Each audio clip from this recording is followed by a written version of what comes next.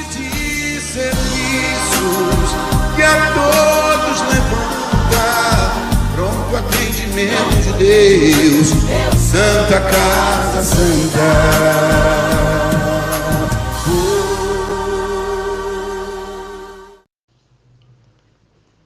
Olá!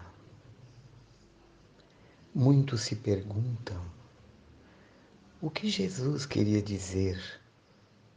Quem não odiar seu pai e sua mãe? Logo, quem tanto amou e pediu para honrar pai e mãe.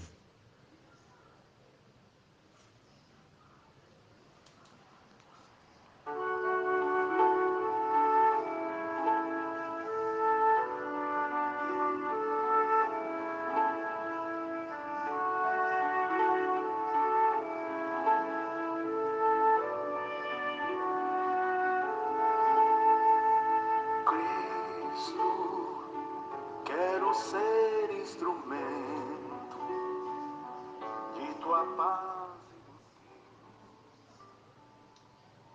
e do infinito amor. Havia uma grande multidão acompanhando Jesus. E voltando para eles, lhes disse: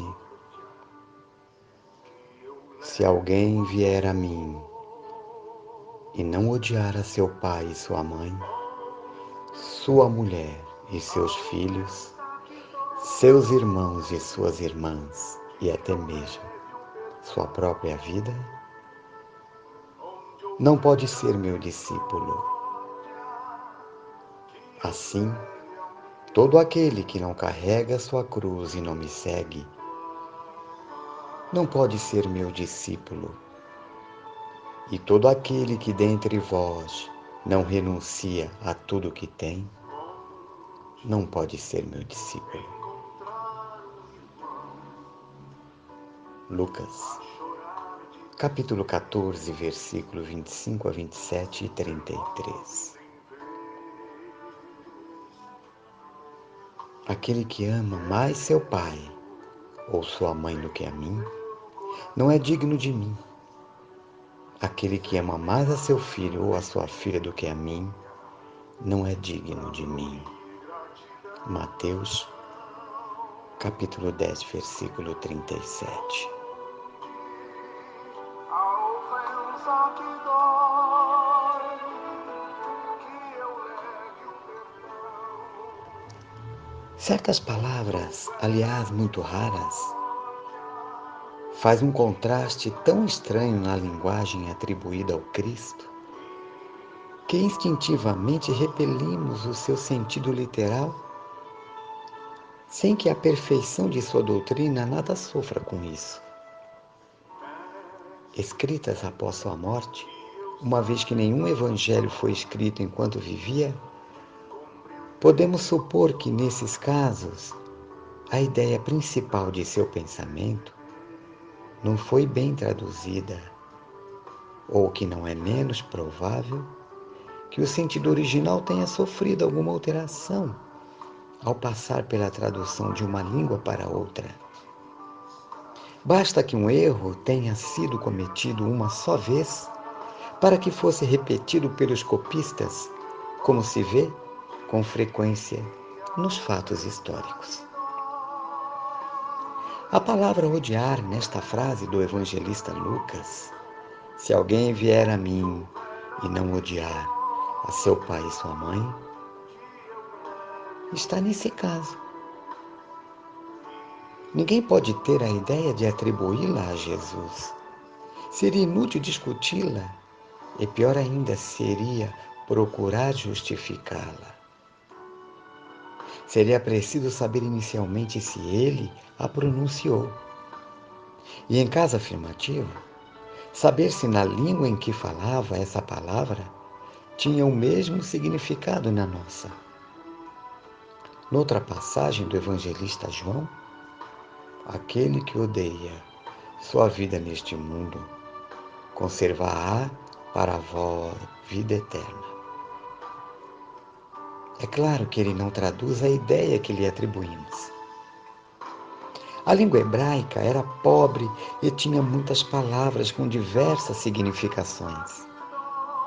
É o que acontece, por exemplo, na Gênese. A palavra que indica as fases da criação serve também para expressar um período de tempo qualquer e ainda o período diurno em que derivou sua tradução para a palavra dia e a crença em que o mundo fora feito em 6 dias. Também ocorre o mesmo com a palavra que designava um camelo e um cabo, pois os cabos eram feitos de pelo e de camelo, e que foi traduzida por camelo na alegoria do buraco da agulha. É preciso, além de tudo, considerar os costumes e o caráter dos povos que influem na natureza particular das línguas. Sem esse conhecimento, o sentido verdadeiro das palavras nos escapa. E de uma língua para outra, a mesma palavra tem um significado de maior ou menor energia. Pode ser uma injúria, uma blasfêmia em uma e ter um sentido insignificante em outra, conforme a ideia que se queria exprimir. Numa mesma língua ocorre também que o sentido de certas palavras se altera com o passar dos séculos. E é por isso que uma tradução rigorosamente ao pé da letra nem sempre revela perfeitamente o pensamento original para manter a exatidão. É preciso, às vezes, empregar não as palavras correspondentes à tradução, mas sim palavras que sejam equivalentes ou semelhantes. Essas observações encontram uma aplicação especial na interpretação das Sagradas Escrituras e nos Evangelhos em particular. Se não consideramos o meio em que Jesus vivia, ficaremos sujeitos a enganos sobre o sentido de certas expressões e de certos fatos, em virtude do hábito de as entendermos de acordo com os nossos pontos de vista atuais. A palavra odiar, empregada neste caso, não pode ser entendida com a sua significação moderna, visto que seria contrária à essência dos ensinamentos de Jesus. Pois bem, a explicação que nos traz o Evangelho segundo o Espiritismo, no capítulo 23, A Moral Estranha,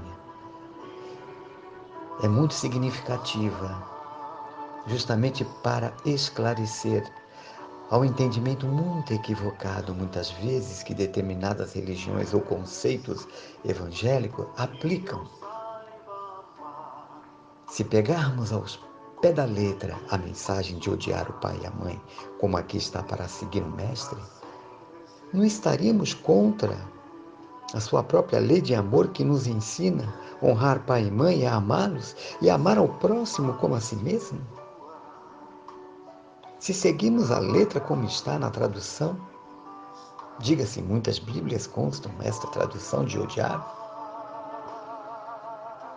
seria contrário à lei de misericórdia, de amor. E se apegarmos à letra, quantas famílias são destruídas para seguir Jesus? Pegando ao pé da letra o que aí está. Não vá, filho, não vá, filho. Não nos deixe carente de teu amor, de tua paz. Eu vou sim, pai e mãe, devo seguir a Jesus porque Ele nos ensinou. Será que é isso que Jesus queria? Deixar os pais à míngua para seguir o Cristo mediante as palavras contidas nessa expressão? Sem meditá-las, sem pensar na época em que foi escrita e que a palavra, ela era, quando num sentido ela tinha infinitas definições, não como hoje, atualmente. Odiar, nós sabemos o que é odiar. É contrário ao amor. Naquela época, não. Odiar, havia tantas expressões, como faltar, como se afastar, ou gostar menos, mas não no sentido literal, como hoje conhecemos.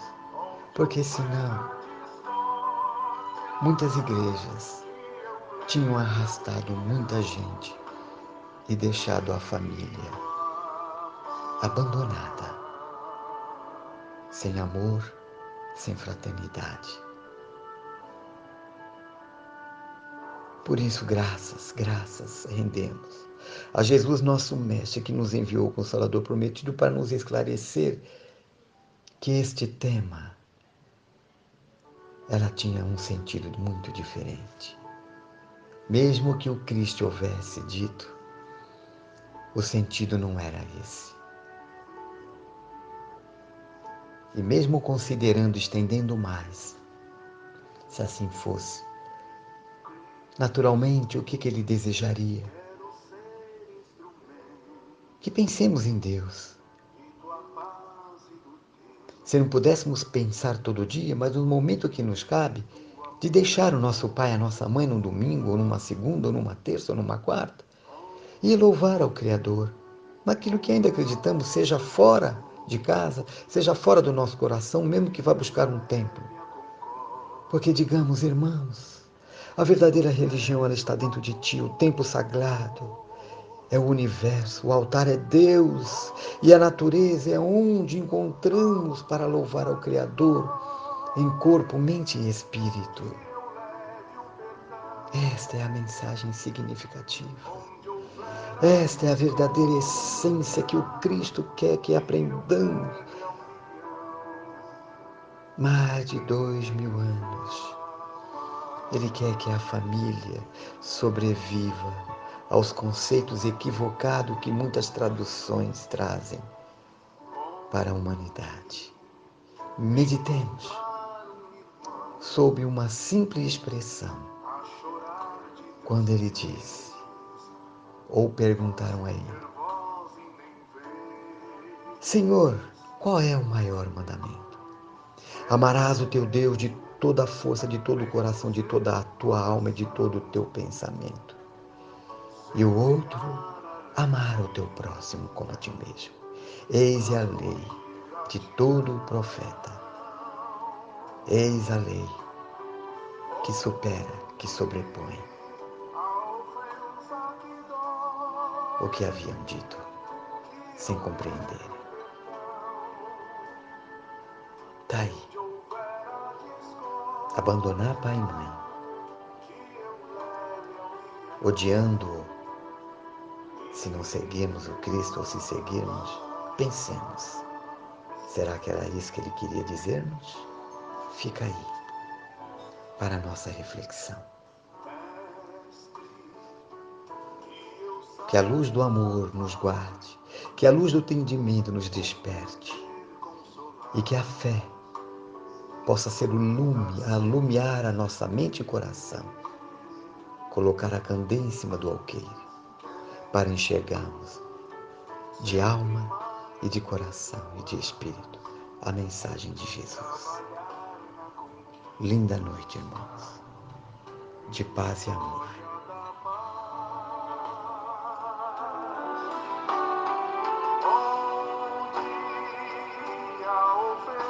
Que dói, que eu leve o perdão, onde houver a discórdia. Glória a Deus nas alturas e na terra o homem exercitem a paz.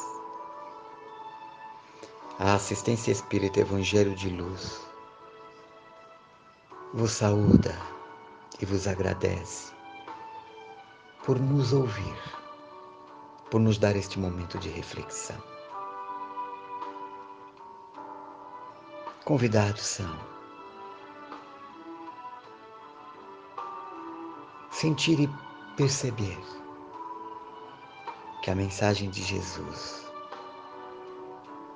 é a seiva divina que cura, Medique-se dela e deixe que o Evangelho entre em sua vida.